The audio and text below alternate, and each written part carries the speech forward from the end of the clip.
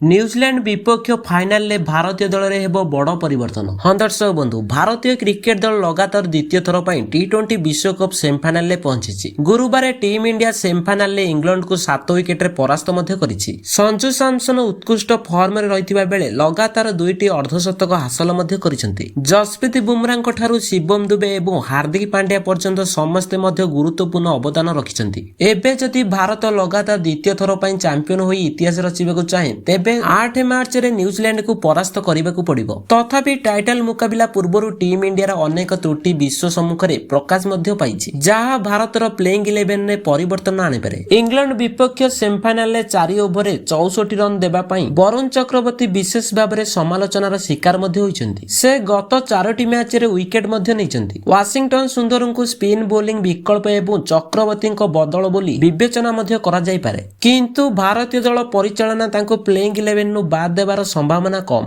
यह मन रखिबा गुरुत्वपूर्ण जे चक्रवर्ती वर्तमान टूर्नामेंट रे भारतर प्रमुख विकेट टेकर होइछन्ति। अन्य पक्षरे परिचालना निरंतर अभिषेक शर्मा ऊपर आत्मविश्वास देखाइछि। एही समय रे संजू सैमसन एवं ईशान किशन भारतीय बैटिंग रो मेरुदंड होइछन्ति। मध्यक्रम रे सूर्य कुमार यादव, तिलक वर्मा, हार्दिक पांड्या एवं शिवम दुबे निरंतर छोट किंतु गुरुत्वपूर्ण इनिंग्स खेलिछन्ति। सेहीपरि बोलिंग लाइनअप परिवर्तन हेबार संभावना कम। जसप्रीत बुमराह, अर्शदीप सिंह एवं हार्दिक पांड्या 3 द्रुत बोलिंग विकल्प हेबे। सेहीपरि वरुण चक्रवर्ती एवं अक्षर पटेल स्पिन दायित्व संभाळिबे बोली आशा करा जाउछि।